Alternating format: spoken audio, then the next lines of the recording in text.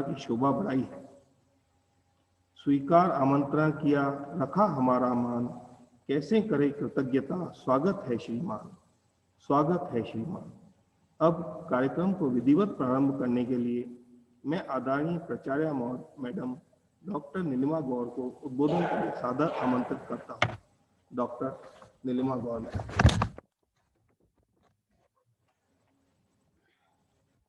आज की इस international webinar के सम्मानीय वक्ता doctor Sher Mehrani ji, professor Baldev Matlani ji, doctor Kamla Gukhlani ji, doctor Pratap Pinjani ji, assistant director Sunita Pachauri madam, Sindhi विभागाध्यक्ष Meena Aswani ji, IQAC convener Anuradha madam, Chandra Prakash ji, Jitendra ji और मेरे सभी IQAC के वो मेंबर्स जो वेबिनार कमेटी के मेंबर्स जो इससे जुड़े हुए हैं, और सभी संकाय सदस्य और इस वेबिनार में भाग लेने वाले सभी प्रतिभागियों का मैं हार्दिक अभिनंदन और स्वागत करती हूँ इस सम्राट पृथ्वीराज चौहान राजकीय महाविद्यालय अजमेर की ओर से। अंग्रेजों के शासन काल में सिंधी भक्ति काव्य धारा के अनमोल पुष्प शाह अब्दुल लतीफ के भक्ति व जन चेतना के लिए लिखे काव्यात्मक साहित्य के विषय में हमारे माननीय प्रबुद्ध वक्ताओं के वक्तव्य विश्लेषण हमारे ज्ञानवर्धन भौतिक आयाम में अभिवृद्धि करेंगे, ऐसी मैं कामना करती हूँ। जय हिंद।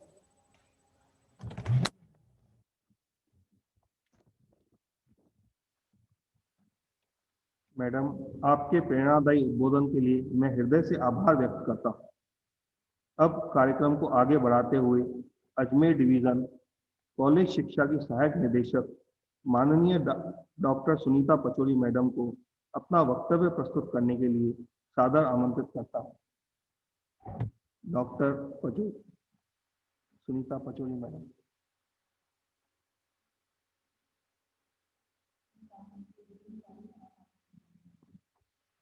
टेक्निकल कारणों से मैडम हमारे साथ नहीं जुड़ पा रही हैं। अब मैं वेबिनार में भागीदारी संस्था राष्ट्रीय सिंधी भाषा विकास परिषद, शिक्षा मंत्रालय, भारत सरकार के निदेशक डॉक्टर प्रताप पिंजानी जी को उद्बोधन प्रस्तुत करने हेतु आमंत्रित करता हूं। Doctor Pratap Pinjani sir.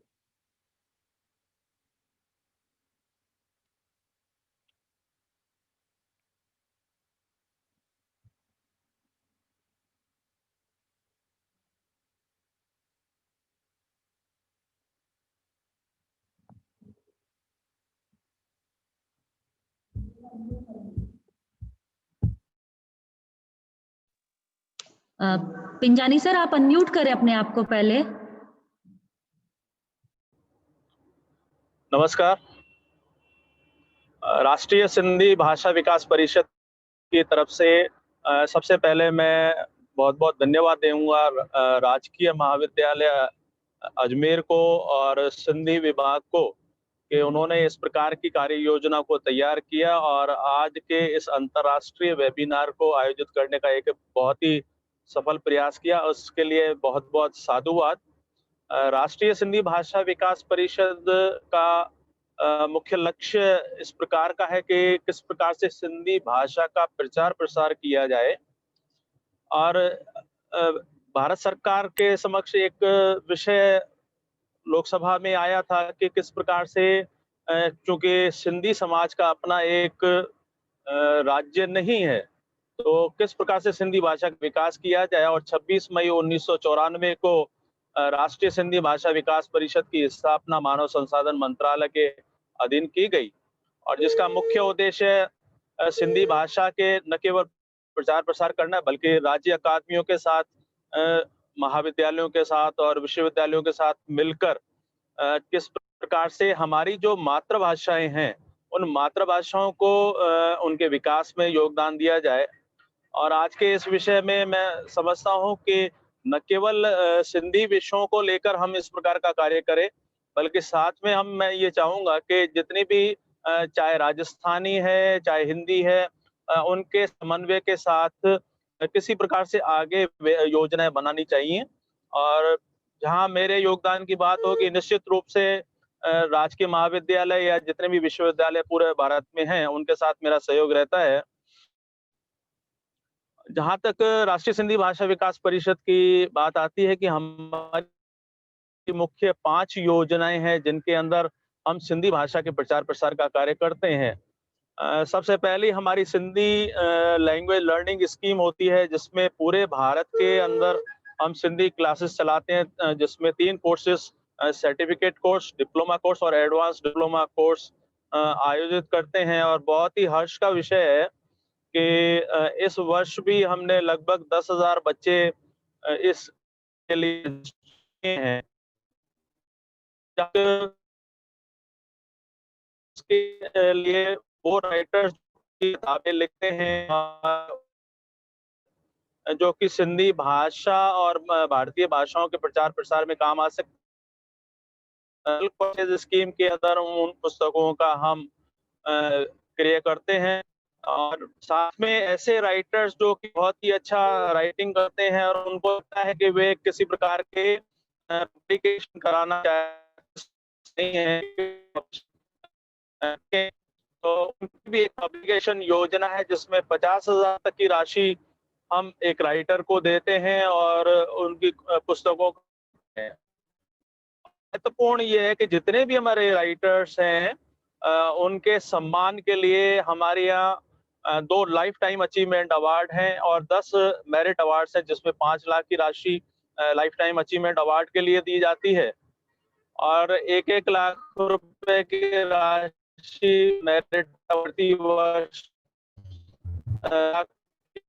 की राशि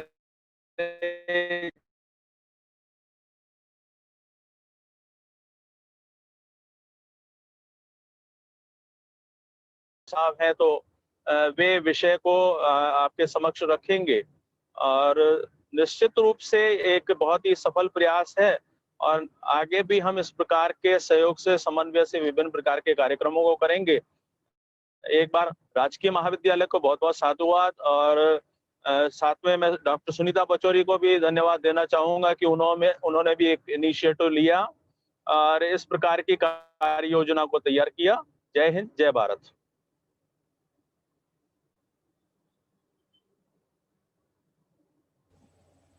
बहुत बहुत धन्यवाद पिंजानी जी। अब मैं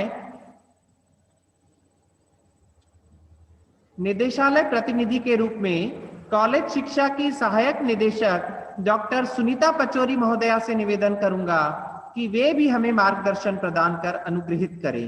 डॉक्टर सुनीता पचौरी महोदया।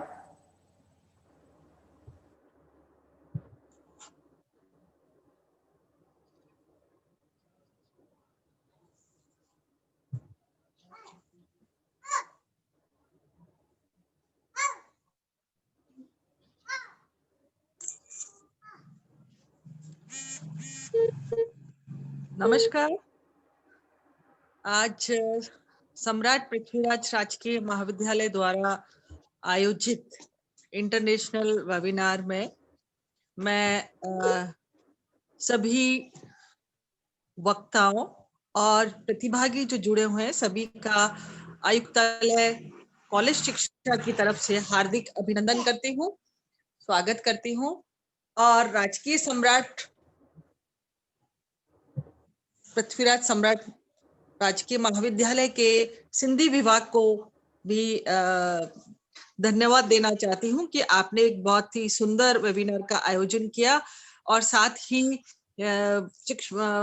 मानव संसाधन मंत्रालय, जिसका नाम शिक्षा मंत्रालय कर दिया गया है, के डॉक्टर प्रताप पिंजानी, जिन्होंने हमें आर्थिक सहायता प्रदान की और साथ ही मार्गदर्शन दिया, जिसके कारण यह वेबिनार अपने एक अंतरराष्ट्रीय रूप का आकलन कर पाएगी, मेरी ये आशा है।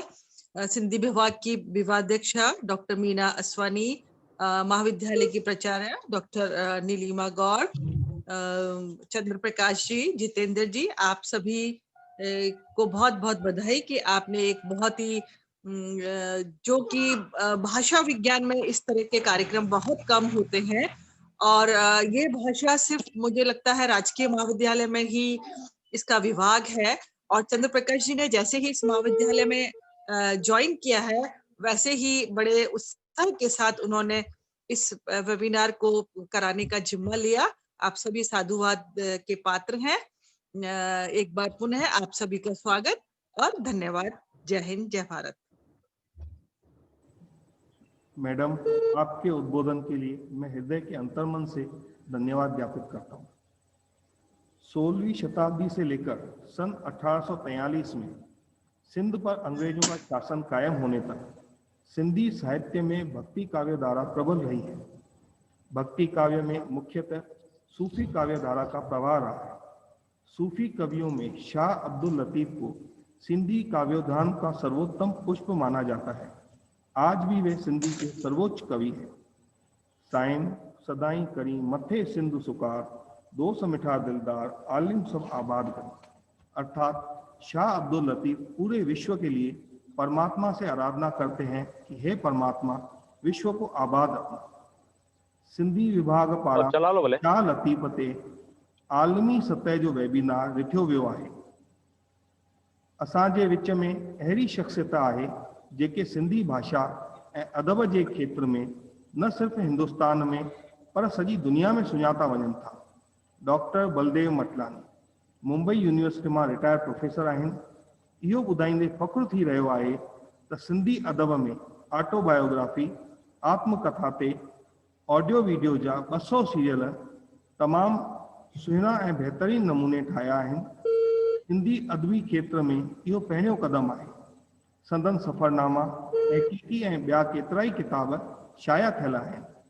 NCPSL, महाराष्ट्र अकादमी ऐं ॿियनि केतिरनि ई इदारनि पारां खेनि अवार्डनि सां नवाज़ियो वियो आहे। अहिड़ी शख़्सियत खे मां हिन वेबिनार में पंहिंजो मक़ालो पेश करण लाइ दावत थो ॾियां। मानवारा प्रोफेसर मटलानी साहिब।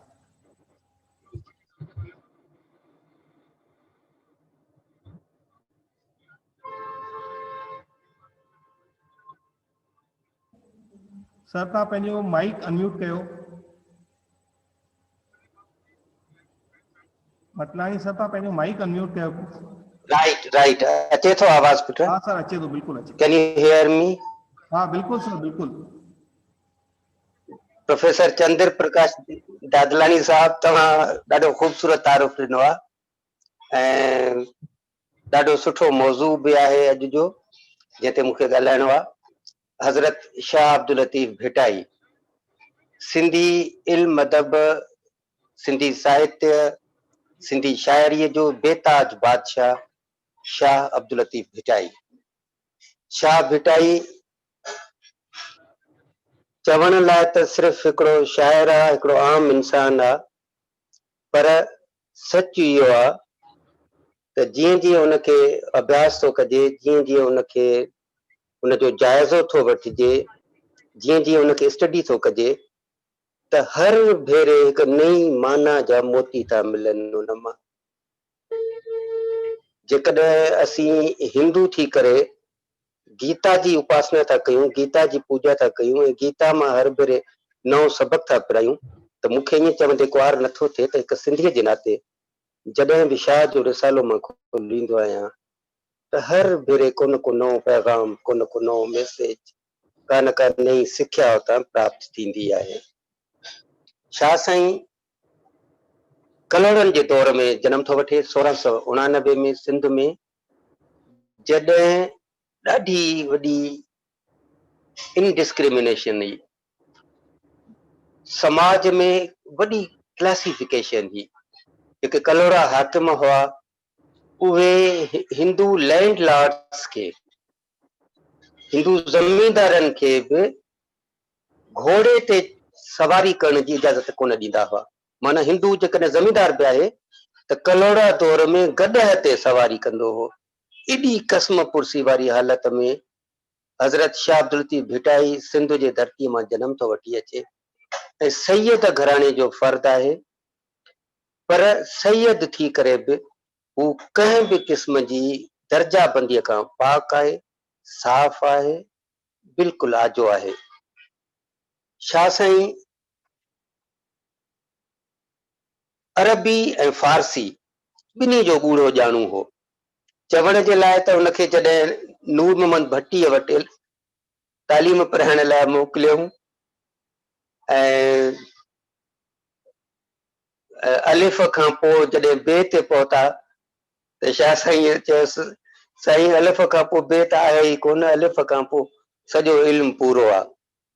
अखर पढ़ अल्फ जो ॿिया वर्क सभु विसार, अखर पढ़ अल्फ जो ॿिया वर्क सभु विसार, अंदर तूं उजार पना पढ़ंदे केतिरा। शाह लतीफ़, शाह भिटाई, शाह इनायत मां काफ़ी कुझु पिरायो आहे। शाह इनायत जे लाइ उनखे ॾाढी अक़ीदत हुई, सिदक हो, श्रद्धा हुई। 20 मेल पंधु करे उन वटि वञी उन सां कुर्बत माणींदो हो, उन जी सोबत माणींदो हो।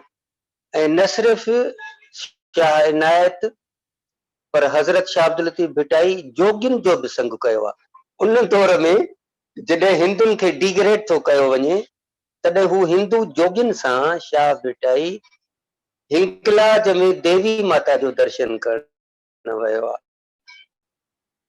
चवे थो जोगीअ जाॻायोसि सुतो होसि निंड में, जोगीअ जाॻायोसि सुतो होसि निंड में, तंहिं पोइ थियोसि संदे पिरियां पेचरे। चवे थो त मूंखे निंड मां सुजाॻ करण वारो ॿियो केर बि न आहे, ॿियो केर थी नथो सघे। उहो ई मूंखे जाॻाए सघंदो जेको जोग पचाए सघंदो, जेको जोगी हूंदो, जंहिंजे संगत में हिनखे ॾाढो लुत्फ़ आयो आहे, ॾाढी मौज माणी अथई। ऐं शाह भिटाई जॾहिं असां तसौफ़ जो ज़िक्र था कयूं, जीअं जो तारुफ़ अॼु जो मौज़ू ई आहे हज़रत शाह अब्दुल भिटाई हिकु सूफ़ी शाइर, त तसौफ़ में 2 आइडियोलॉजी आहिनि, हमे ओस्त ऐं हमे अज़ ओस्त। हमे ओस्त आहे सभु हू पाण आहे, ऐं हमे अज़ ओस्त आहे सभु उन खां आहे। हाणे वॾी आइडियोलॉजी जो फ़र्क़ु आहे। सभु उन खां आहे माना त अलाह अलॻि आहे, बाक़ी काइनात, बाक़ी दुनिया, बाक़ी जीव, बाक़ी सभु संसार अलॻि आहे। ऐं हमे ओस्त माना सभु उहो पाण आहे। इहा ई गीता जी फिलासफ़ी आहे, इहा ई इन्हनि होली बुक्स जी सम्झाणी आहे ऐं सिख्या आहे। शाह साईं जो शेर आहे, पाण ही जल जलालहू पाण ही जान जमाल, पाण ही जल जलालहू पाण ही जान जमाल, पाण ई सूरत प्रिय जी। चवे थो पाण ई सूरत, रब जेको आहे न उहो काइनात खे तख़लीक़ थो ॾे त पाण उहो रूप थो वठी अचे, ॿियो केरु न आहे। हर रूप में साईं मुंहिंजो रब पाण ॻाल्हाए थो, पाण ॾिसे थो, पाण ॿुधे थो। 11वें अध्याय में कृष्ण भॻवान इहो ई त चयो आहे, ॻाल्हाईंदड़ कृष्ण बि मां, ॿुधंदड़ अर्जुन बि मां, हीअ पहाड़ी बि मां, हीअ गंगा बि मां, हीअ नदी बि मां, सभु कुझु मां आहियां। त शाह साईं बि चवे थो पाण ई जल जलालहू पाण ई जान जमाल, पाण ई सूरत प्रिय जी, पाण ई हुस्न कमाल, पाण ई पीर मुरीद थे। पीर में ऐं मुरीद में फ़र्क़ु ई न रखे, पीर बि उहो आहे, मुरीद बि उहो आहे, सभु उहो आहे। ॻाल्हाईंदड़ बि उहो आहे, ॿुधंदड़ बि उहो आहे, सम्झाईंदड़ बि उहो आहे, सम्झंदड़ बि उहो आहे। पाण ई पाण ख़याल, सभु सभो ई हाल, मंझां ई मालूम थे। सभु काइनात जो मालिक, हे मुंहिंजा प्रभु, हे परमेश्वर, हे रबुल पाक, सभु जो मालिक तूं पाण आहीं। ऐं बाइबिल में बि चयल आहे, knock the door you will seek me, तूं दर खड़काए त मां तोखे जवाब ॾियां। असां पंहिंजो पाण खे धूंदाणियूं, पाण खे सुजाॻ कयूं त ख़बर पवे उन हेकड़ाईअ जी, उन वहदतुल वजूद जी। तॾहिं शाह साईं बि चवे थो, पुछनि जे मेहार खे, पुछनि जे मेहार खे पुछे से मेहार, पुछनि जे मेहार खे पुछे से मेहार, तुरहो तनी बार इश्क जनी खे आकरो। जेके मेहार खे पुछनि था न, मेहार पाण हुननि ॾे कई थो अचे। सुहिणी जॾहिं भॻल घड़े जो सहारो वठी चुनाव जी नदीअ में काहे पई हुई ऐं मेहार खे ॿाॾायो हुअईं त मेहार पाण काहे आयो उन ॾे। रब ॾाढो बाज़ारो आहे, ॾाढो बाज़ारो आहे। तुरो तनी बार, पोइ उन्हनि खे तुरहे जी कंहिं बि आसरे जी ज़रूरत ई न आहे, जिन खे बेपनाह इश्क आहे पंहिंजे महबूब सां। पंहिंजे मालिक सां, पंहिंजे साईं सां। त तसौफ आहे माना हिकु रब खां सवाइ काइनात में ॿियो कुझु बि न आहे। ऐं उन इल्म खे जेकॾहिं असां पाए वरितोसीं त ख़बर आहे, असां ज़ाहिर आहे का बुराई धरतीअ ते न हूंदी, का बुछड़ाई धरतीअ ते न हूंदी, नेकी हूंदी, पाकाई हूंदी, सफ़ाई हूंदी, सुठाई हूंदी। शाह जो जेतिरो बि रसालो असां पढ़ंदासीं, जंहिं बि सुर खे खोलींदासीं, सुहिणीअ में थो चवे साहड़ सा सुहिणी साहिर पिण सोई। साहड़ माना मेहार, मुंहिंजो मालिक, मुंहिंजो महबूब, मुंहिंजो दातार, मुंहिंजो प्रभु, मुंहिंजो साईं, उहो जेको साहड़ आहे उहो बि पाण आहे त सुहिणी बि पाण आहे। शाह साईं थो चवे, शाह लतीफ़ भिटाई थो चवे साहड़ सा सुहिणी साहिर पिण सोई, त चुनाव नदी बि पाण आहे। नदी जंहिंमें काहे थी पवे मेहार सां मिलण लाइ, शाह साईं थो चवे बाबा न चुनाव जी नदी का ॿी आहे, न सुहिणी का ॿी आहे, न मेहार को ॿियो आहे। साहड़ सा सुहिणी साहिर पिण सोई, आहे निजो ई ॻुझ ॻुझांदड़ ॻाल्हड़ी। निज सिर्फ़ उहो आहे, हिकु रब खां सवाइ, हिकु मालिक खां सवाइ, हिकु प्रभु परमेश्वर खां सवाइ, हिकु रबुल आलमीन खां सवाइ। रबुल आलमीन जी माना ई आहे सॼे आलम जो धणी, हिकु हिकु शइ जो मालिक, जेको पाण हर धरतीअ ते वसे थो, काइनात जी कण कण में वसे थो। आहे निजो ई ॻुझ ॻुझांदड़ ॻाल्हड़ी। सीक्रेसी इहा आहे, सीक्रेट इहो आहे त हिकु रब खां सवाइ ॿियो कुझु आहे ई न हिन धरतीअ ते। कहिड़ो बि सुर खोलियो, सुर मूमल राणो में ॾिसो, केॾांहुं कायां करहो चोॾस चिटाणो, केॾांहुं मूमल थी चवे त बाबा जॾहिं जान जी आहुति ॾेई, जॾहिं पंहिंजो पाण खे अग्नि देवता जे हवाले थी करे, ऐं जॾहिं राणे सां हिकु थिए, पोइ असांखे ॿुधाए थी उहा चवे थी हाणे मां कहिड़े पासे वञा, मूंखे त हर तरफ़ खां हर जाइ ते राणो ई राणो थो नज़र अचे, मूंखे उठ आख़िर मां कहिड़े पासे वठी वञा। केॾांहुं कायां करहो चोॾस चिटाणो, मंझे काक ककोरी मंझे लॾ, कुझु हुन में समाइजी थी विया आहिनि। राणो ई राणो, राणो ई राणो, प्रिय राणे ॿियो नाहे। हिकु राणे खां सवाइ, हिकु महबूब खां सवाइ, हिकु प्रिय खां सवाइ, हिकु मालिक खां सवाइ ॿियो केर बि कोन्हे, उन खां कुझु बि न आहे। हिकु रबुल आलमीन जी ज़ात ई आहे जेका काइनात जी कण कण में वसे थी। शाह जो रसालो हिकु सिंधीअ जे नाते असांजे लाइ क़ुरान पाक जी हैसियत थो रखे, गीता जी हैसियत थो रखे, बाइबिल जी हैसियत थो रखे।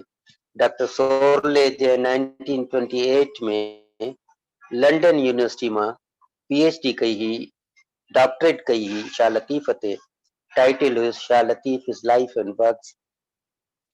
उहो त हिन खां एतिरो मुतासिर आहे, उहो त हिन खां एतिरो मुतासिर आहे जो चवे थो थीसिस खां पोइ हिकिड़ो किताब छपी मूसा परवेगंस, उन में चवे थो त हर कंहिं खां जेकॾहिं पुछियो वेंदो त बाबा तव्हांजो पसंदीदा शाइर केरु आहे, त स्वाभाविक आहे हर शख़्स पंहिंजे ॿोलीअ जे बहितरीन शाइर जो नालो खणंदो ऐं इहो हुनजो हक़ आहे। पर हू पंहिंजे लाइ थो चवे त जेकॾहिं डॉक्टर H.T. सोरले खां असां पुछंदासीं, मूंखां पुछंदासीं, सोरले पाण लाइ थो चवे त दुनिया जो वॾे में वॾो शाइर केरु आहे, त मां चवंदुसि हज़रत शाह अब्दुल लतीफ़ भिटाई, जो उनजो रिसालो मुंहिंजे लाइ चवे थो बाइबिल जी हैसियत थो रखे। इहो हुन मूसा परवेगंस में लिखत में ॾिनो आहे। उन दौर में जॾहिं असीं ग़ुलाम क़ौम हुयासीं, जॾहिं अञा हिंदुस्तान खे आज़ादी न मिली, and they were not aware that after 20 years India will get freedom. Shah Latif जी शख़्सियत ते, उनजी ज़ात ते, ऐं हिकु दफ़े शाह खे थियो त मां हज करे अचां। शाह निकितो हज करण, त भुज मां पाणीअ जा जहाज़ वेंदा हुआ सऊदीअ ॾे, मदीना ॾे, मक्का ॾे। त रस्ते ते हो त कंहिं चयईं साईं तव्हां चवंदा आहियो असांजो सभु कुझु हिते भिट धणीअ ते ई थींदो, त चई ठीकु आहे बाबा नथा वञूं, वरी मोटी आयो आहे। मोटियो त भिट दणीअ ते 21 ॾींहं मराकबे में वेठो आहे, न खाइण न पीअण, रब सां उहा बसि उनजी जुस्तजू लॻी पई आहे, उपासना लॻी पई आहे, पूजा लॻी पई आहे। 21 ॾींहंनि खां पोइ मराकबे मां ॿाहिरि निकितो ऐं सनानु पाणी करे उन्हनि खे चयईं तव्हां समा जी महफ़िल मचायो। वो साज़ सुरूद जी महफ़िल हली आहे। ॾिसनि त शाह साईं आहे, उन शाह साईं पाण रब सां मिली हिकु थी चुको हो। 1699 में जो जनम थियो आहे, 1752 में असां खां हुन जिस्मानी जुदाई वरिती आहे, पर जेसि ताईं धरती क़ाइमु आहे, शाह लतीफ़ हमेशह हमेशह हयात आहे। पंहिंजे कलाम जे माध्यम सां, पंहिंजे हिननि लफ़्ज़नि जे द्वारा। महिरबानी। महिरबानी प्रोफेसर साहब, तव्हांजो आलमाणो पेपर आला तालीम सां जुड़ियल शागिर्दनि लाइ तमामु काराइतो साबित थींदो। सिंधी विभाग तव्हांजो निहायत ई शुक्रगुज़ार रहंदो। हींअर मां अहिड़ी शख़्सियत खे दावत ॾियो जेके सिंध जी कराची यूनिवर्सिटीअ में प्रोफेसर जे पद खे नवाज़े रहिया आहिनि। शाह लतीफ़ ते संदन वॾो रिसर्च जो कमु कयल आहे। सिंधी भाषा जा स्कॉलर पिणु आहिनि।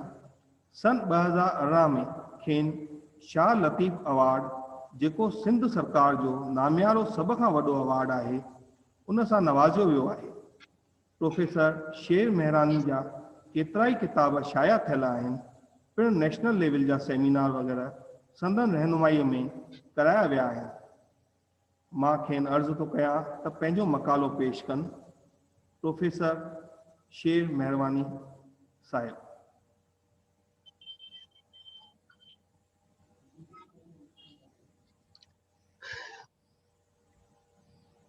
मतलानी सर, तव्हां पंहिंजो माइक म्यूट कयो प्लीज़। हाँ पुट, यस।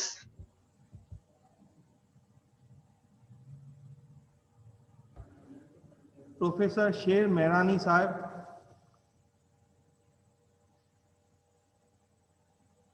सर, तव्हां पंहिंजो माइक अनम्यूट कयो प्लीज़।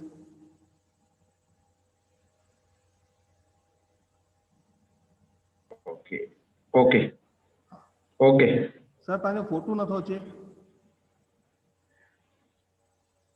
हाँ वीडियो ऑन कनि। बिल्कुल। हाँ, मुझे ख्याल में आन है हाणे। हाँ बिल्कुल बिल्कुल सर। हक मौजूद, हक मौजूद। सब खां पहिरियां त आऊं गवर्नमेंट कॉलेज अजमेर के वाधायूं ॾींदुसि, जिन्ही ज़बरदस्त प्रोग्राम रखियो आहे। शाह साईं आलम इंसानियत जो शाइर आहे। हुन जो जनम त सिंध में थियो, हुन जो ताल्लुक़ त सिंध सां आहे, पर हू समूरी दुनिया जो शाइर आहे।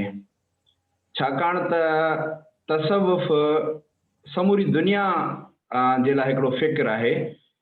समूरी दुनिया जे लाइ हिकिड़ो अहिड़ो मैसेज आहे जंहिंमें सभिनी जो भलो आहे, जंहिंमें सभिनी खे हिक जेतिरी जाइ मिलियल आहे, जंहिंमें इंसान ज़ात जी चङाई मौजूदु आहे, जंहिंमें को बि मज़हब कंहिं ॿिए मज़हब खां वॾो कोन्हे, को बि मज़हब कंहिं ॿिए मज़हब खां नंढो कोन्हे। ही हिक जहिड़ाई जो शाइर आहे, ही बराबरी जो शाइर आहे, ही इंसान दोस्ती जो शाइर आहे, ऐं ही तसव्वुफ़ ऐं आलमी भाईचारे जो शाइर आहे। त उन अहिड़े वॾे शाइर ते अहिड़ो वेबिनार कराइण ते आऊं तव्हांजे कॉलेज खे वाधायूं ॾियां थो, मुबारकूं ॾियां थो ऐं शाबाश ॾियां थो। हिकिड़ो ज़बरदस्त प्रोग्राम तव्हां रखियो आहे। असां इन्हनि प्रोग्रामनि ज़रिए ई समूरी दुनिया ताईं पंहिंजे प्यार, मोहब्बत, अमन, भाईचारे ऐं तसव्वुफ़ जो पैगाम पहुचाए सघूं था। त इहो ई हिकिड़ो वाहिद जेको आहे सो असां वटि मोर्चो आहे। असां वटि हिकिड़ो अहिड़ो टूल आहे, हिकिड़ो अहिड़ो फ़िक्र आहे, हिकिड़ो अहिड़ो अज़ीम असांजो फ़लसफ़ो आहे, जंहिंजे बुनियाद ते असां दुनिया खे ॿुधाए सघूं था त असां बहैसियत सिंधी क़ौम जे बहसत हिकिड़ी आइडेंटिटी रखंदड़ हिकिड़ी तारीख़ी क़ौम जे असां वटि हेॾो वॾो अज़ीम शाइर आहे ऐं उन शाइर खे अॼु असां यादि पिया कयूं, उनखे ट्रिब्यूट पिया ॾियूं ऐं उनजे फ़िक्र ऐं फ़लसफ़े ते पाण ॻाल्हायूं पिया। डॉक्टर बलदेव मतलाणी साहब तमामु बहितरीन पंहिंजो मक़ालो पेश कयो। ऐं कुझु ॻाल्हियूं गोशगुज़ार रखणु चाहींदुसि सभिनी दोस्तनि जे अॻियां। जीअं पाण पहिरियां ई चयो त हू मज़हबनि खां मथां शाइर आहे।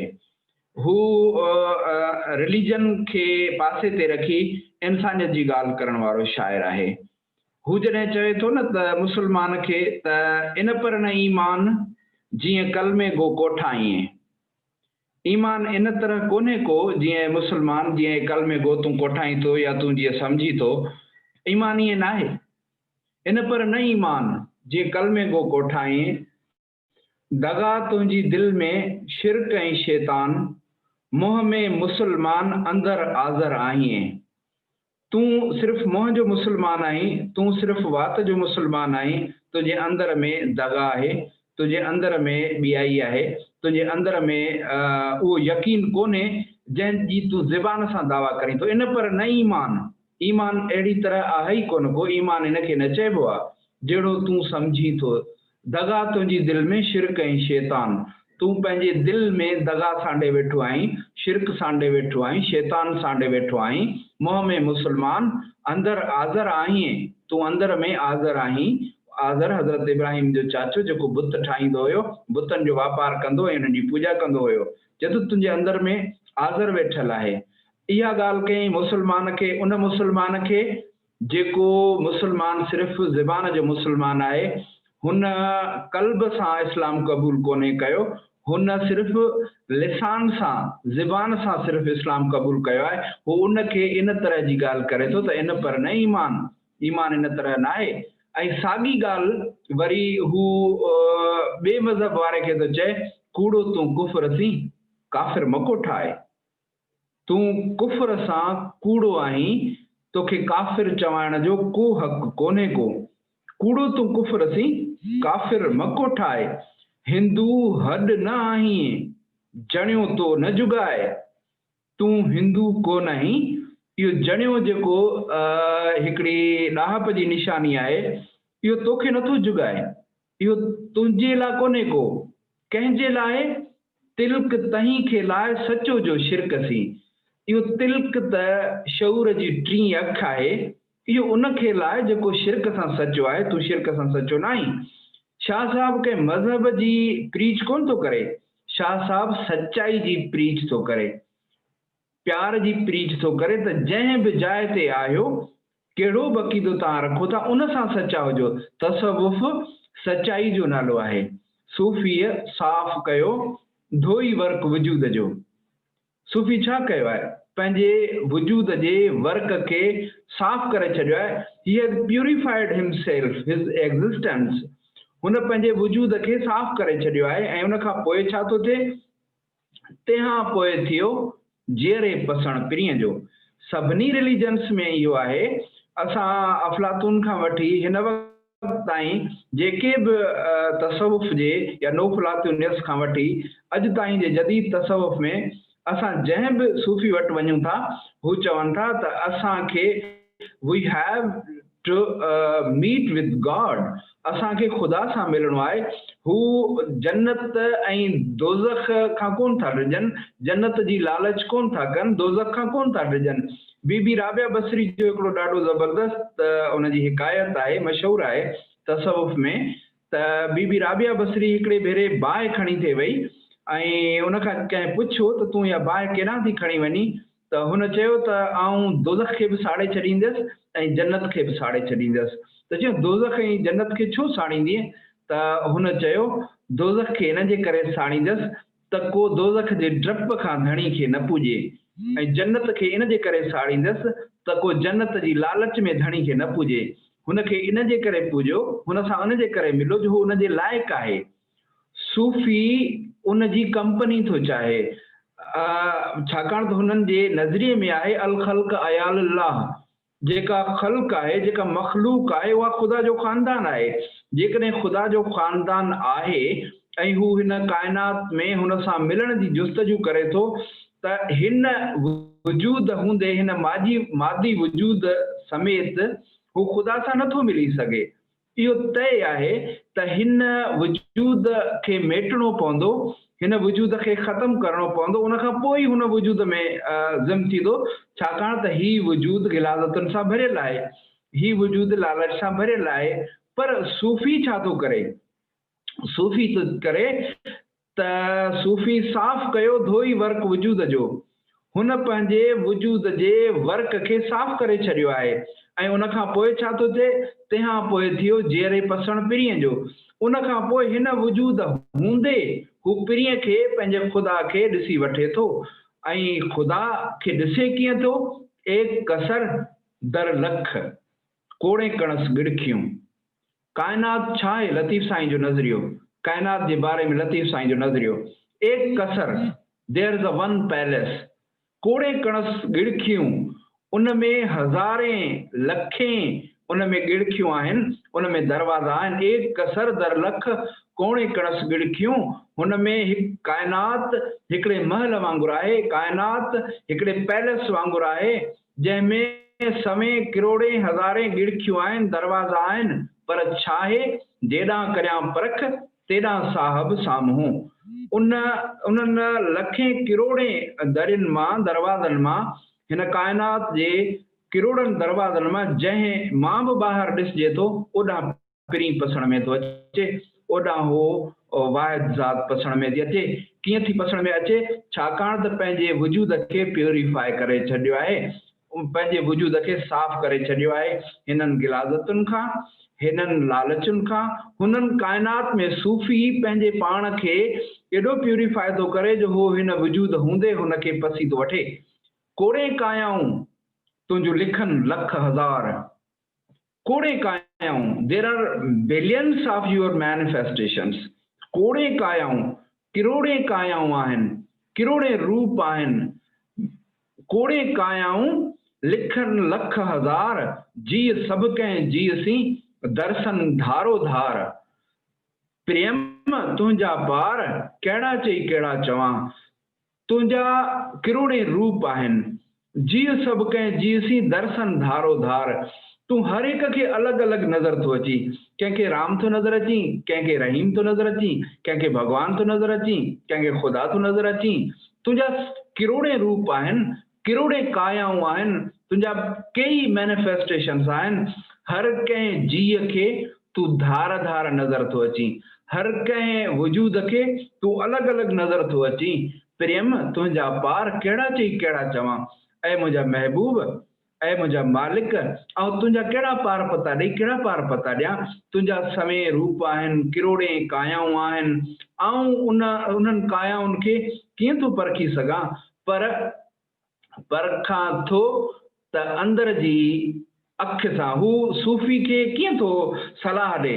अञा तूं अवाट वाटां पासे वेसरी, तूं अञा अवाट आहीं। अवाट माना ॾुखी वाट, ग़लति वाट, ख़राब वाट, जेका डेस्टिनेशन ते न पहुचाए, उहा वाट। अहिड़ी वाट जेका तव्हांखे डेस्टिनेशन ते न पहुचाए, उहा अवाट आहे। लतीफ़ साईं नए सूफ़ी खे, सूफ़ियत जी दावा कंदड़ सूफ़ी खे, महज़ पंहिंजे पाण खे सूफ़ी सॾाईंदड़ खे चए थो, अञा तूं अवाट वाटां पासे वेसरी, तूं वाट खां पासे आहीं, वाट ते न आहीं। ऐं वाट ते ईंदे त छा थींदो?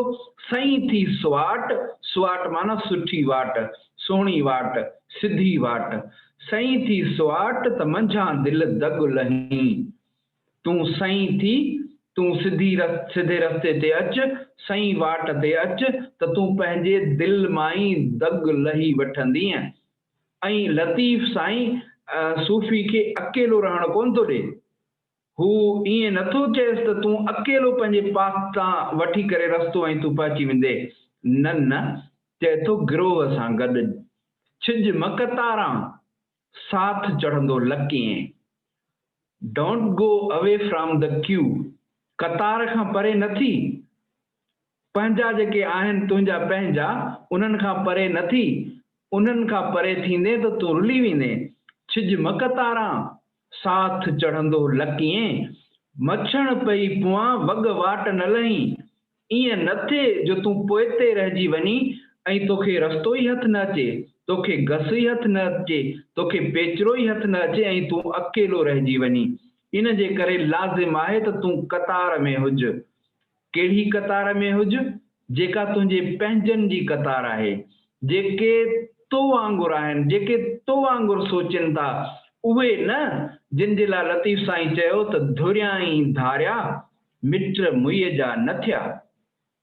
लतीफ़ साईं हिकिड़ो अहिड़ो रहबर आहे, अहिड़ो मेंटोर आहे, अहिड़ो रहनुमा आहे जेको पंहिंजे पढ़ंदड़ खे, पंहिंजे सूफ़ी खे भटकण कोन थो ॾे। हू उन राह ते वठी थो हले जेका सिधी राह आहे। हू चए थो तुंहिंजा पंहिंजा बि हिन काइनात में आहिनि, तुंहिंजा परावा बि आहिनि, के अहिड़ा बि आहिनि जेके तुंहिंजा कॾहिं न थी सघिया। कीअं? धुरियाई धारिया मिट मुईअ जा न थिया, मदी ॾेरन मन में आऊं खिलियो खीकारियां, मदी ॾेरन मन में आऊं खिलियो खीकारियां, सुबुह थी सारियां त उठ न उताकुन में। जेके तव्हांजा पंहिंजा आहिनि उहे तव्हांजी ॻाल्हि सम्झंदा, उहे तव्हां सां गॾु हलंदा, पर जेके धुरियाई धारिया आहिनि, मोड़ खां वठी, शुरू खां वठी, फ्रॉम द वेरी बिगिनिंग, जेके धारिया आहिनि तव्हांजा पंहिंजा न आहिनि, उहे तव्हांजा पंहिंजा कॾहिं बि कोन थींदा, उहे तव्हांजा पंहिंजा न हूंदा। तव्हांजो पंहिंजो केरु हूंदो? जेको जिन वटि वेठे, जिन वटि वींदे, जिन सां ॻाल्हाईंदे तव्हांखे सुकून मिले, जिन सां तव्हां वेहो त तव्हांजी दिलि खे सुकून मिले, आनंद मिले, तव्हांजो रूह शांत थिए। वेठे जिनी वटि ॾुखंदो दूर थिए। लतीफ़ साईं थो चए त अहिड़नि माण्हुनि वटि जिन वटि जॾहिं तूं वेहीं त तुंहिंजो ॾुखंदो, तुंहिंजी तकलीफ़ दूर थिए। तुंहिंजी तकलीफ़ जेकॾहिं जिन वटि वेठे दूर थिए, तूं तनी सी कट ओॾा ॾे पखड़ा, उन्हनि जे वेझो अच, उन्हनि सां गॾु ॾींहं गुज़ार, उन्हनि खे पंहिंजो कर, उहे तुंहिंजा पंहिंजा आहिनि। त लतीफ़ साईं पंहिंजी शाइरी में हिकु अहिड़ी सोसाइटी अॾण जी ॻाल्हि करे थो, हिकिड़ो अहिड़ो मुआशिरो अॾण जी ॻाल्हि करे थो, हिकिड़ो अहिड़ो गिरोह या ग्रुप अॾण जी ॻाल्हि करे थो जंहिंमें पंहिंजाइप हुजे, जंहिंमें प्यार हुजे, जंहिंमें माणपो हुजे, जंहिंमें इंसान दोस्ती हुजे। ऐं लतीफ़ साईं जो आख़िर में आउं हिकिड़ो बैत कोट करणु चाहींदुसि, जंहिंमें आउं सम्झां थो त आलम इंसानियत जे लाइ हिकिड़ो अहिड़ो मैसेज आहे, जंहिं मैसेज खे असां जेकॾहिं पंहिंजो करे वरितो, जंहिं मैसेज खे असां जेकॾहिं प्रिसीव करे वरितो, जंहिं मैसेज खे जेकॾहिं असां सम्झी वरितो, त असां खां जेको आहे सो जेको क्रोध आहे, जेको अफ़रातफ़री आहे, उहा ख़तमु थी वेंदी। छाकाणि त सुभाणे त सभिनी खे हीअ दुनिया छॾणी आहे, सुभाणे मरंदे सभु को, सुभाणे त सभिनी खे मरणो आहे। पर लतीफ़ साईं आशिक़ खे चए थो त हू आशिक़ अजल साम्हूं अचनि ऊचे घाट, हू मौत जे साम्हूं बि ऊचो घाट करे था अचनि, हू मौत खां डिॼनि कोन था, छाकाणि त हू मौत खे मौत सम्झनि ई कोन था, हू इंतकाल था सम्झनि। इंतकाल माना मुंतकिल थियणु, ट्रांसफर थियणु, ट्रांसफॉर्मेशन थियणु, हिकिड़े वजूद मां ॿिए वजूद में ढलजणु। जेकॾहिं हिकिड़े वजूद मां ॿिए वजूद में ढलजणु मौत आहे त पोइ मौत ॾुखियो त कोन्हे को, मौत त आसान आहे, मौत त प्यार आहे, महबूब सां मिलण जो हिकिड़ो ज़रियो आहे, हू हिन वजूद खां आज़ादु करे ॿिए वजूद में ढलजण जो नालो आहे। मौत पोइ ख़ौफ़ कोन थो बणिजे, ला ख़ौफ़ अलैहिम वला हुम यहज़नून, सचनि कोन्हे सूर। लतीफ़ साईं थो चए त जेके सचा आहिनि उन्हनि वटि सूर कोन्हे को, उहे मौत खां कोन था डिॼनि। ऐं आख़िर में लतीफ़ साईं जो इहो बैत त मोहबती मेड़े ॻोठ ॿधिजे हिकिड़ो, समूरी दुनिया जा मोहबती मेड़जनि ऐं हिकिड़ो ॻोठ ॿधिजे। अॼु जॾहिं दुनिया ग्लोबल विलेज बणिजी चुकी आहे, दुनिया समूरी जेका आहे हिकिड़ो यूनिवर्सल विलेज बणिजी चुकी आहे, त उनखे लतीफ़ साईं कीअं थो ॾिसे, मोहबती मेड़े ॻोठ ॿधिजे हिकिड़ो, हिकिड़ो ॻोठ ॿधिजे, हिकिड़ी वस्ती ठाहिजे, हिकिड़ो वेढ़ो ठाहिजे, तहीं जे वेढ़े पाणे ईंदो पातशाह। पोइ जेके बि वस वारा आहिनि उहे पाणे तव्हां वटि हली ईंदा। तव्हां रुॻो मोहबत खे मेड़ियो, मोहबत खे गॾु करियो ऐं हिकिड़ो ॻोठ ॿधिजो, पाण में गॾिजी पोइ पाण सां प्यार कयो, धणी पाणे तव्हां सां प्यार कंदो। इंसानियत सां प्यार कयो, हू पाणे तव्हां सां परिची पवंदो। त लतीफ़ साईं जो पैगाम यूनिवर्सल यूनिटी जो पैगाम आहे, यूनिवर्सल ह्यूमनिज़म जो पैगाम आहे ऐं तसव्वुफ़ जो बुनियादी यूनिवर्सल ह्यूमनिज़म आहे। तव्हांजा लख थोरा, थोरा न थोरा, मूं ते मारवड़नि जा थोरा थोरड़ा न आहिनि, केतिरा आहिनि थर में वारी थोरड़ी तिहां घणेरा। थर में अञा वारी थोरी आहे, उन खां बि घणा आहिनि, भलायूं ऐं भेरा गणे गणिया केतिरा। आवाज़ जो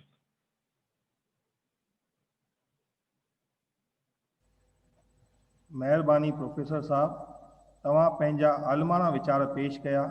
मां दिलि जी गहराइयुनि सां सिंधी शबे पारां तव्हांजी शुक्रगुज़ारी अदा थो कयां। महिरबानी। हाणे फ़ख़्र सां ॿुधाईंदे ख़ुशी थी रही आहे त असांजी कॉलेज पंहिंजे अजमेर शहर जी ॼातल सुञातल अदीबा डॉक्टर कमला गोकलानी, जेका हिंद सिंध जे स्त्री लेखिकाउनि में पंहिंजो दख़ल रखे थी, सिंधी हिंदीअ में संदन केतिरा ई किताब छपिया आहिनि, केतिरनि ई इदारनि मां इनाम अवार्ड अता थिया आहिनि। सन 2020 में NCPSL भारत सरकार जो सभ खां वॾो लाइफ अचीवमेंट अवार्ड सां खेनि सम्मानित कयो वियो। इन लाइ सिंधी विभाग ऐं कॉलेज खे नाज़ आहे। मां अहिड़ी शख़्सियत खे मक़ालो पेश करण लाइ अर्ज़ु करे रहियो आहियां। Doctor Kamla Gokalani madam.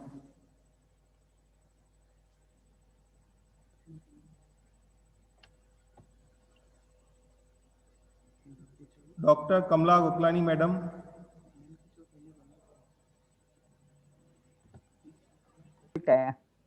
Hello, अचे पियो आवाज़? हाँ अचे तो मैडम। हेलो, हाँ अचे तो मैडम। जी जी जी।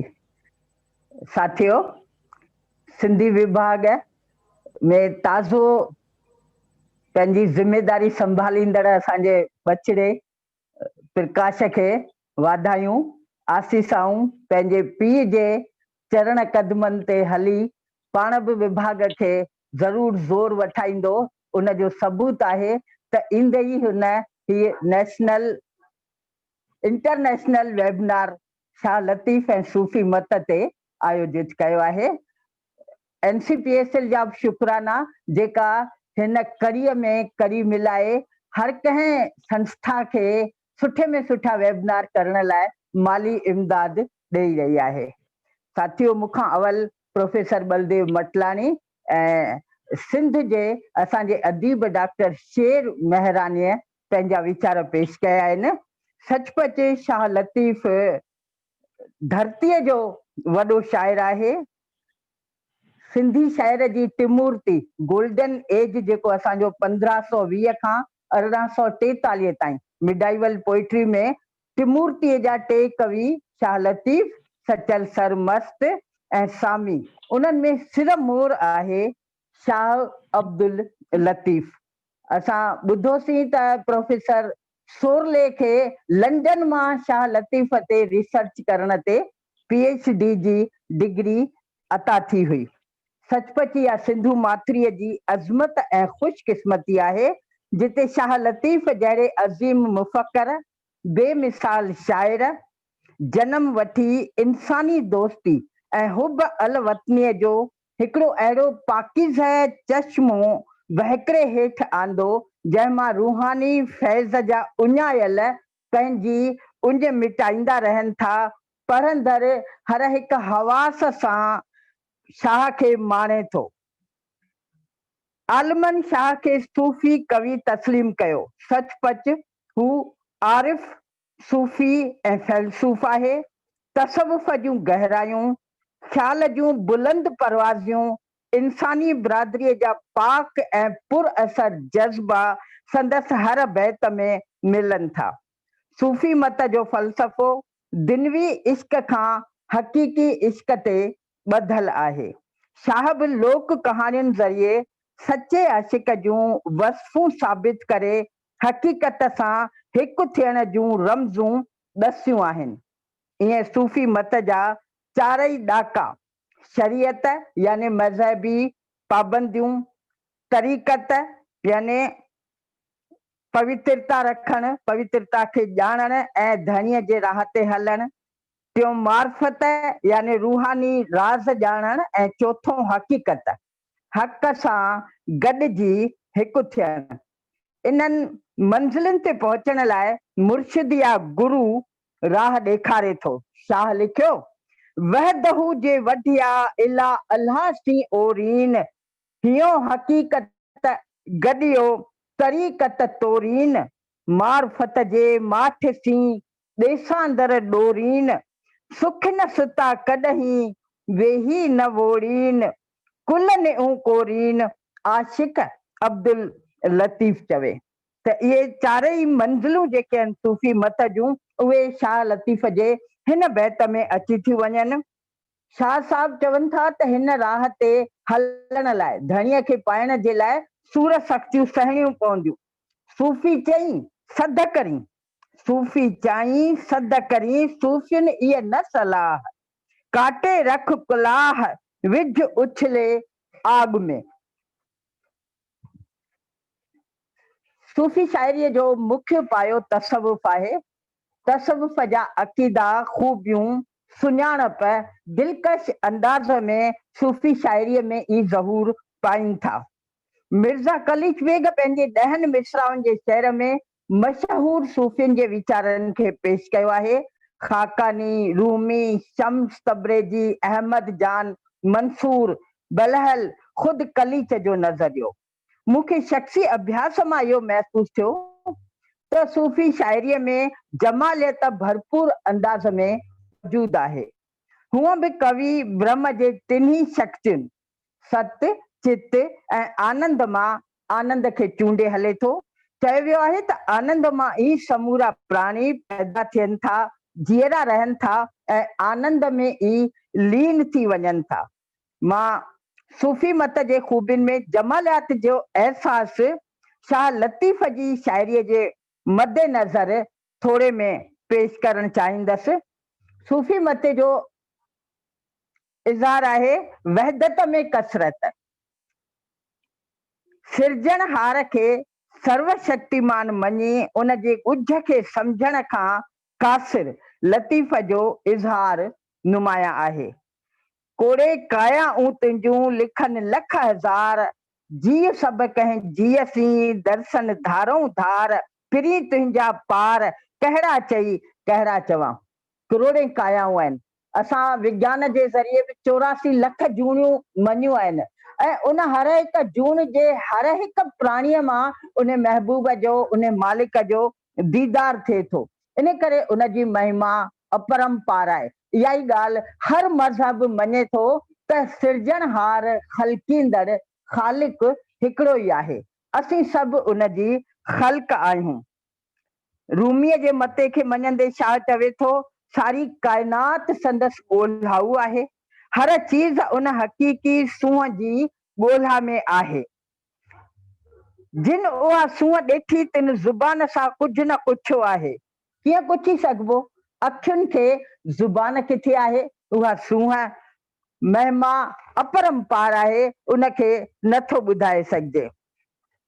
शाह साईं धणीअ खां विछड़िया आहिनि त चवनि था, जिन बिना हिकिड़ो पल बि घारणु ॾुखियो हो, पल पहर पहर साल ऐं साल सदियूं बणिजी पवंदो हो, उन बिना, उन मालिक बिना मूं हेतिरी ॼमार कीअं काटी आहे। ॾिठे ॾींहं थियाम कूह ॼाणा कहिड़ा पिरी, सहसे सिज उलही वाझा ईंदे वियाम, तनी साल थियाम जनी सायत न सहा। उन प्रभुअ खे ॾिठे केतिरा ॾींहं थी विया आहिनि, अलाए कीअं आहिनि, अलाए छो नथा मुंहिंजी सार संभाल लहनि। हज़ारे सिज उभरिया, वरी उहे लही बि विया, उलही बि विया ऐं जिन बिना मां पल बि नथे कटे सघियसि, उन बिना अलाए कीअं साल गुज़ारे सघी आहियां।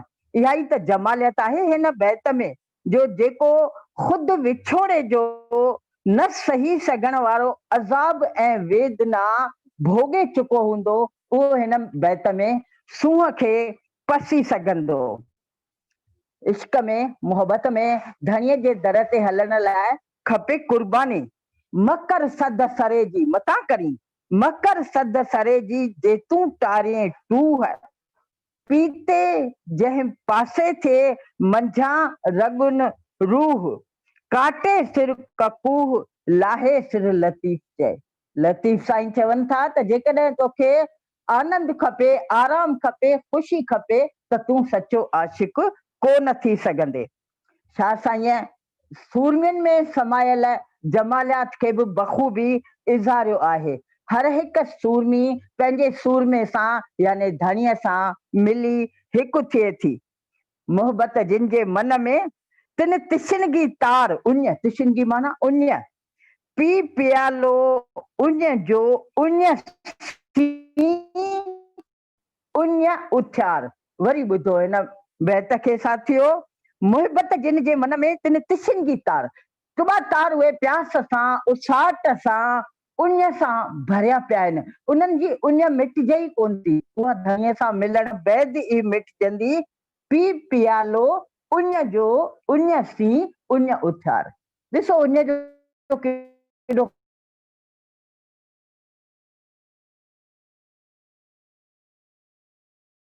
खूब था करे सघूं त शाह बराबर सूफ़ी शाइरीअ खे बुलंदी अता कई, सूफ़ी शाइरीअ खे हिकिड़ो मुक़ाम बख़्शण जी कोशिश कई। धणीअ पाण संसार ठाहियो, काइनात ठही, पाण ई उनखे एंजॉय पियो करे, पाण ई पसे पाण खे, पाण ई महबूब, पाण ई ख़ल्क़े खूब, पाण ई तालिब तिन जो, ख़ल्क़ींदड़ बि पाण आहे त वरी तालिब उन्हनि जो पाण ई आहे। इन करे पोइ हर सूर में सूरमीअ वाता मिली हिकु थियण वारी ॻाल्हि चई अथसि, पेही जा पाण में कयम रूह रिहाण, त नको डूंगर ॾेह में नका केचन काण, पुनू थियसि पाण ससुई तां सूरवा। पंहिंजे अंदर में झाती पाए, गहराईअ सां चिंतन कर, मेडिटेशन कर, ध्यान में वेह त महसूस थींदो त अरे मूंखां अलॻि त भॻवान आहे ई कान, मां पाण उहो ई आहियां। इहो ई आहे सूफ़ी मते में दिनवी इश्क ज़रिए हक़ीक़ी इश्क ताईं पहुचण जो रस्तो। हेॾा साईं राणो ॾिसो, केॾा काया कर हो चोॾस चिटाणो, मंझे काक ककोरी मंझे लॾाणो, राणो ई राणो रीअ राणे ॿियो नाहे की। मतलब मां उठ खे केॾा करियां, कर हो शाह लतीफ़ जी रुगो रसाले में उठ जा 22 हम माना लफ़्ज़ आहिनि, पर्यायवाची लफ़्ज़ आहिनि। अहिड़े सूफ़ी शाइर खे केतिरा जेकर सलाम कजनि त बि थोरो। त मुंहिंजे अंदर में ई काक नदी आहे, मुंहिंजे अंदर में ई राणो आहे, ऐं राणे खां सवाइ हिन संसार में ॿियो कुझु आहे ई कोन। सूफ़ी चई सद करी, सूफ़ियुनि इहे न सलाह, सद करण सूफ़ीअ खे सूहे ई कोन थी। ऐं घरो भॻो, आख़िर में घरो भॻो मुंद मुई, वसीला विया तिहां पोइ सुआ, सुहिणीअ सॾ मेहार जा। मतलब हिन शरीर जो जी रंडक दूर थींदी, शरीर फना थींदो त पोइ मालिक सां मिली हिकु थी सघिबो। उन खां पोइ मेहर सुहिणीअ जा सॾ ओनाए सघंदो। आख़िर में मां साहड़ ते थी चवां, कंधीअ उभियूं केतिरियूं साहड़ साहड़ कन, कनी सांगो साह जो के घोरियसि कयो घिड़न, साहड़ संदो तन घाघाए घिड़न जे। किनारे ते भी त सभु चवंदियूं आहिनि त मां साहड़ सां मिलां, साहड़ साहड़ कनि थियूं ऐं साह प्यारो अथनि, इन करे टिपो ॾियण जी हिमत नथी थियनि। मतलब हिन मंज़िल ते, इश्क जी मंज़िल ते, सूफ़ीज़म जी मंज़िल ते हलण लाइ सिर जो सांगो लाहिणो आहे। साहड़ उन्हनि जो थींदो जेके सिर जो सांगो लाहींदी, त धणी उन्हनि खे मिलंदो जेके पंहिंजे देह जो अभिमान त्यागे, द्वैत खे त्यागे, ॿियाईअ खे त्यागे, अद्वैत हासिल कंदा, हिकिड़ाई कंदा, वहदत मां कसरत, कसरत वहदत कुल। महिरबानी साथियो, तव्हां मूंखे ॿुधो, तव्हांजी का बि शंका हुजे को सवाल हुजे त असीं हाज़िर आहियूं ॿुधाइण जे लाइ। महिरबानी। Thank U madam. महिरबानी मैडम, तमामु बहितरीन पेपर तव्हां पेश कयो। सिंधी विभाग पारां Thank you. मां शुक्रगुज़ारी अदा थो करियां। आहे मरणो हर कंहिं माण्हूअ खे, आहे मरणो हर कंहिं माण्हूअ खे, पर ईअं न मरंदासीं साथी, का आग लॻाए वेंदासीं को ॿारनि ॿारे वेंदासीं, का आग लॻाए वेंदासीं को ॿारनि ॿारे। वाह वाह। हाणे मां असांजी coordinator IQAC madam doctor Anuradha Tripathi madam को मैं सादर आमंत्रित करूंगा कि वो आशीर्वचन प्रस्तुत करें। मैडम।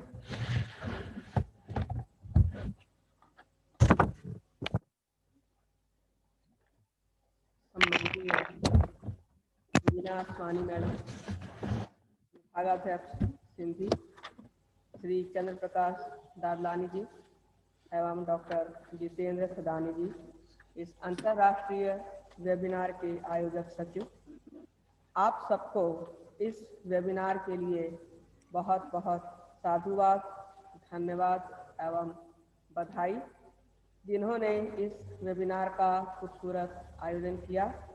इस वेबिनार के माध्यम से हमें सिंधी साहित्य की संपन्नता ज्ञात हुई।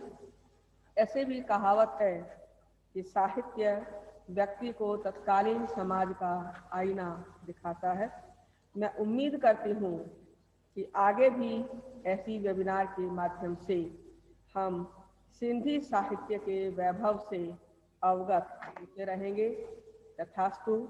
पुनः आयोजन सचिव एवं मैडम मीना आसवानी को धन्यवाद, जिन्होंने मुझे बोलने का मौका दिया। Thank U.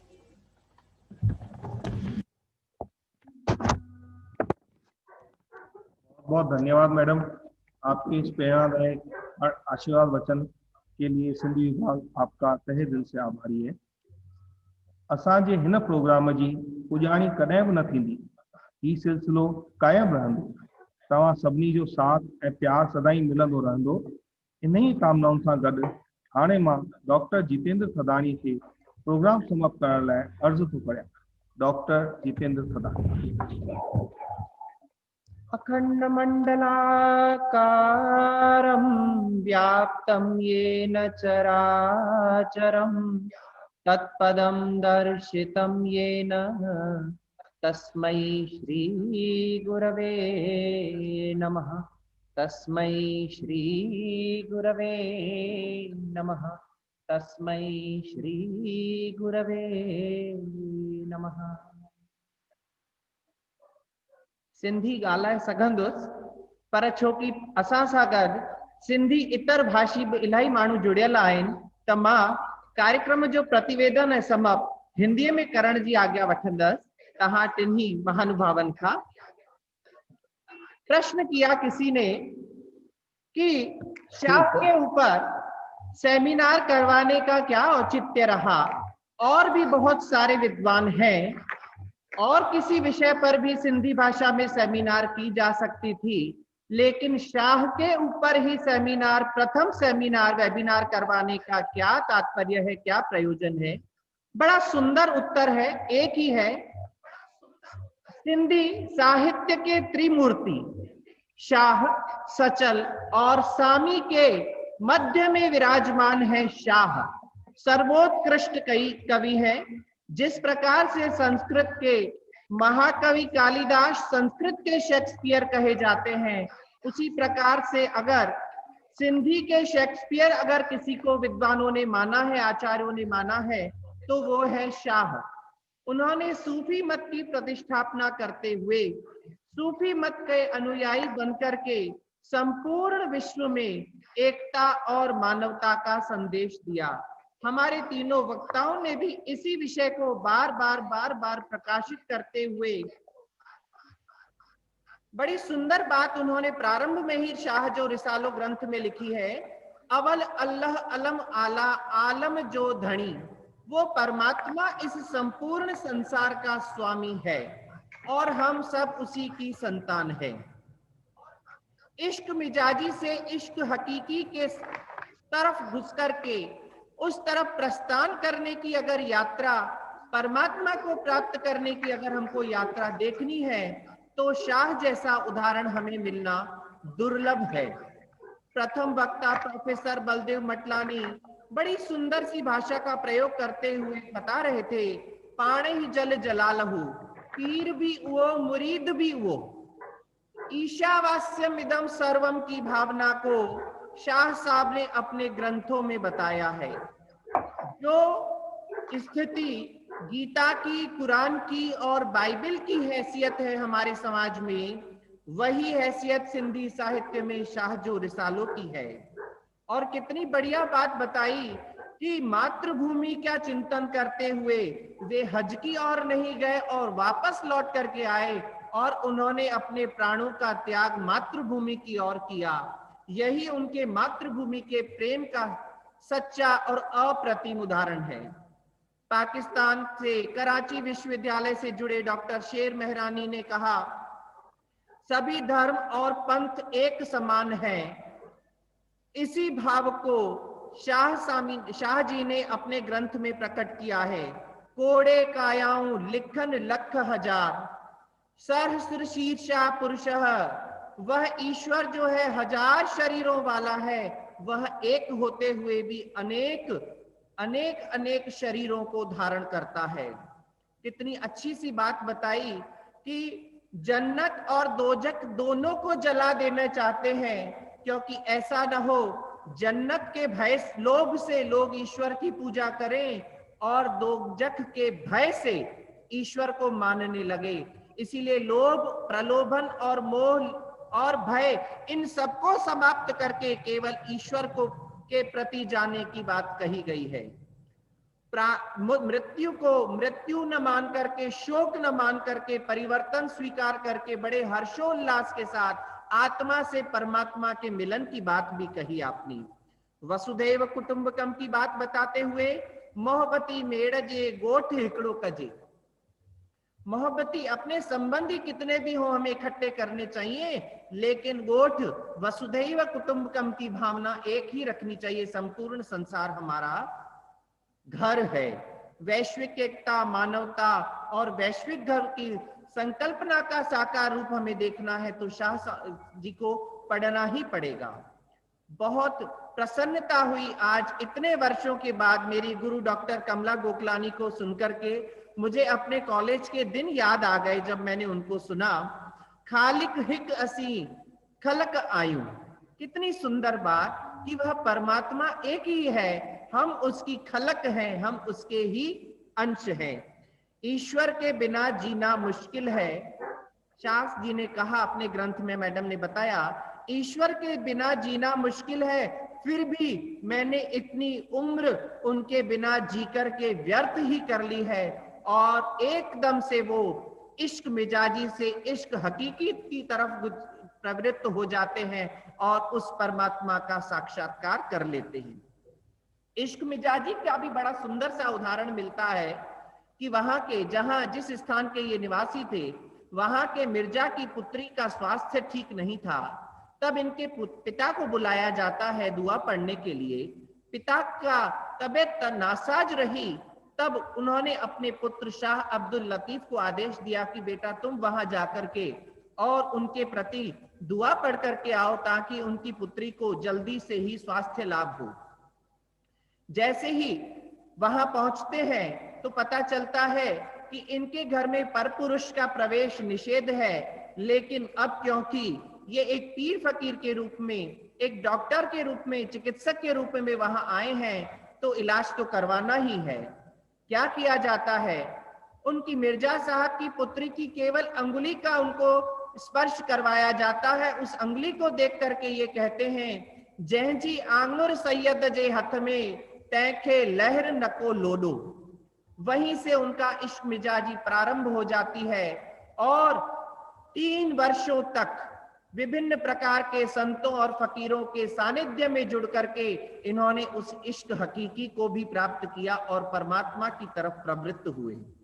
अपने मन में ही ईश्वर का निवास है। ये बात हमें डॉक्टर कमला गोखलानी जी ने बताई। आप सभी का बहुत बहुत धन्यवाद। आज हमारी इस वेबिनार में 200 प्रतिभागियों ने पंजीयन करवाया। 100 से अधिक लोग अभी तक हमारे साथ जुड़े हुए हैं। इसके लिए सिंधी विभाग का और राजकीय महाविद्यालय का और NCPSL का विशेष धन्यवाद देता हूं। इतना कहकर मैं अपनी वाणी को विराम देता हूं। बहुत बहुत धन्यवाद। मेहरबानी डॉक्टर जितेंद्र सदानी सर। हाणे मां विभाग प्रमुख ऐं वेबिनार संयोजक डॉक्टर मीना आसवानी के धन्यवाद जी रस्म अदा करण लाइ निमाणी वेनती थो करियां। डॉक्टर मीना आसवानी में सभी को सादर प्रणाम। सम्मान्य प्राचार्य महोदया डॉक्टर नीलिमा गौर, सहायक निदेशक doctor Sunita Pachauri madam, IQAC समन्वयक डॉक्टर अनुराधा त्रिपाठी जी, राष्ट्रीय सिंधी भाषा विकास परिषद निदेशक डॉक्टर प्रताप पिंजानी जी, कार्यक्रम समन्वयक डॉक्टर जितेंद्र सदानी, आयोजन सचिव सहायक आचार्य श्री चंद्र प्रकाश दादलानी, वेबिनार में भाग ले रहे महाविद्यालय परिवार के विद्वान साथी एवं बाहर से जुड़े सभी प्रतिभागीगण। मैं सम्राट पृथ्वीराज चौहान राजकीय महाविद्यालय अजमेर के सिंधी विभाग एवं राष्ट्रीय सिंधी भाषा विकास परिषद दिल्ली के संयुक्त तत्वाधान में आयोजित अंतर्राष्ट्रीय वेबिनार, जिसका विषय है शाह अब्दुल लतीफ एवं सूफीमत, से जुड़े आप सभी महानुभवी हस्तियों का हार्दिक धन्यवाद एवं आभार प्रकट करती हूँ। विशेष रूप से हमारी प्राचार्य डॉक्टर नीलिमा गौड़ का आभार, जिन्होंने हमें वेबिनार के आयोजन की जिम्मेदारी सौंपी।